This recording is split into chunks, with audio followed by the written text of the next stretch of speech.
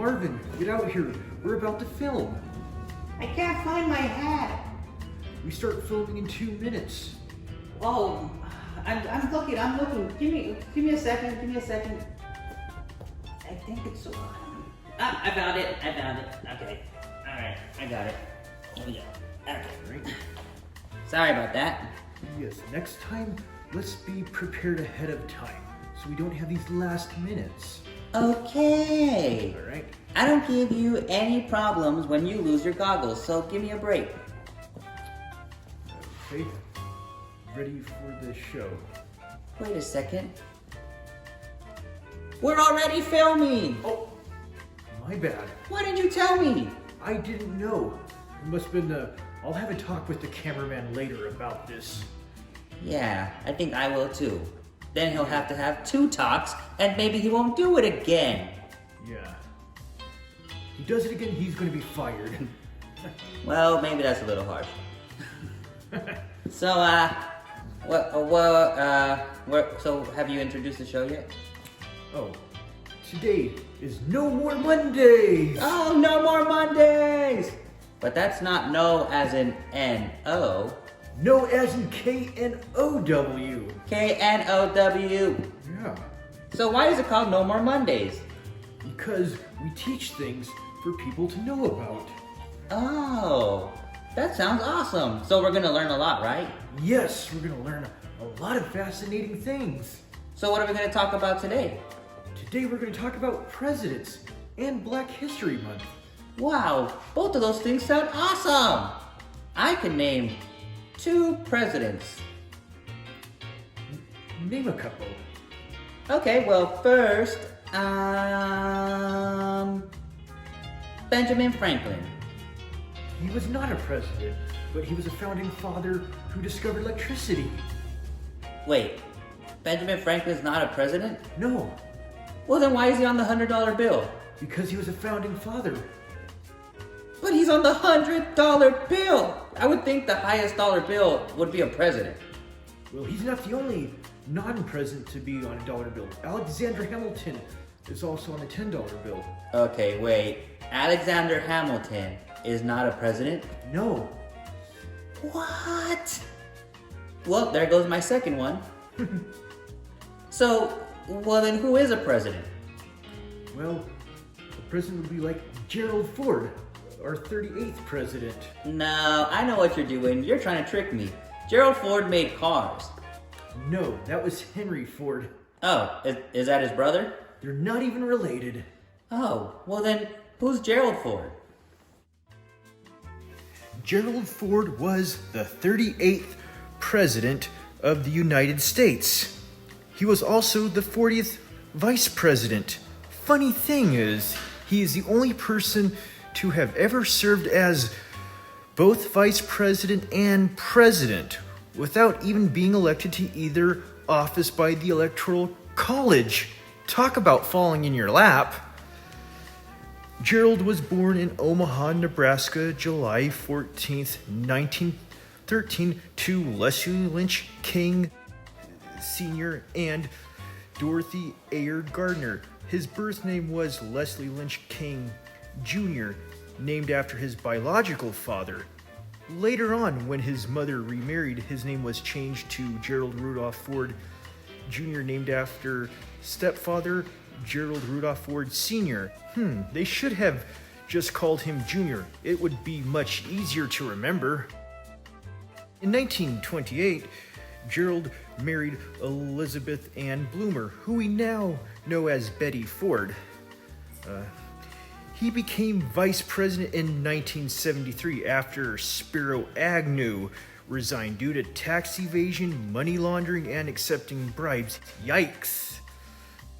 The following year, in August 1974, Ford became president after Richard Nixon resigned due to the Watergate scandal. Double yikes! In 1976, Gerald Ford was the first president to officially recognize Black History Month. Before this, only a week was given to the acknowledgement of Black history. Since Ford's recognition every U.S. president has continued to recognize Black History Month. When he became president, the country was going through a deep recession. However, he put together an economic plan that ended the recession and also reduced the unemployment rate. He was president from August 9th, 1974 to January 20th, 1977. He ran for re-election but lost to Jimmy Carter. Ford's 895-day-long presidency is the shortest in the U.S. history for any president who did not die in office. After his presidency, he still remained active, giving speeches, working for major corporations, and keeping to his passions such as golf and skiing. He died on December 26, 2006 in Rancho Mirage, California. Wow! I didn't know all those things about Gerald Ford. I mean, about 3 minutes ago, I didn't even know he was a president. Oh yeah, he's just one of those that has done a lot of good works that goes unnoticed, which leads us to our next person, Willard L. Bowman. Who's that? Willard L. Bowman. He was born in Grand Rapids, Michigan, August 18th, 1919. He soon relocated with his family to Toledo, Ohio, where he spent his childhood. He moved to Alaska in 1950 after serving in the United States Navy from 1938 till 1945. He described his reason for joining the Navy as a way to escape the ghetto of Toledo. He served aboard the USS Honolulu, which was moored in Pearl Harbor. When it was attacked in December 1941, Bowman went on to serve honorably in the Pacific during World War II. Upon his arrival in Alaska, Bowman worked as a labor management consultant with the territory during the 1950s.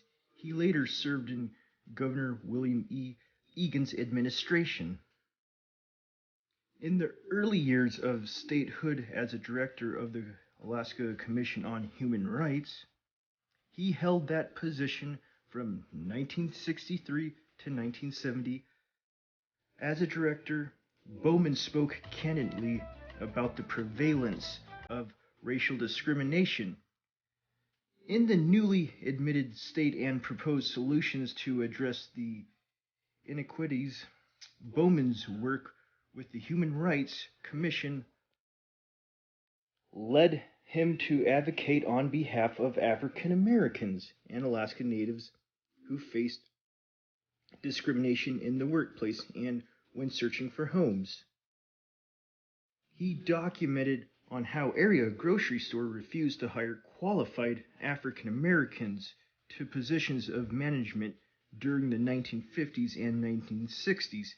He also provided evidence that the city and state contracts bypassed qualified Black and Alaska Native workers and skilled tradesmen in favor of whites. Financially, institutions failed to extend loans on an equal basis as well. Make no mistake about it, Bowman boldly concluded his report to the governor. This is just as discriminatory as lunchrooms and hotels of the South. With his elevated profile, Bowman ran and was elected as a Democrat for the Alaskan House of Representatives. In 1970, as a representative, Bowman continued to give a voice to the people who had remained on the margins of Alaska. Bowman passed away in December of 1975 in the midst of his third term as a representative. Governor Egan's memorialized Bowman with a proclamation that declared his contributions to the long-range welfare of the state will long be remembered. The Anchorage School District dedicated an elementary school in his name in 1991.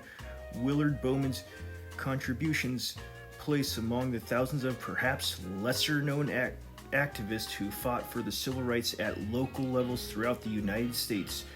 During the height of the civil rights movement from the 1950s through the early 1970s.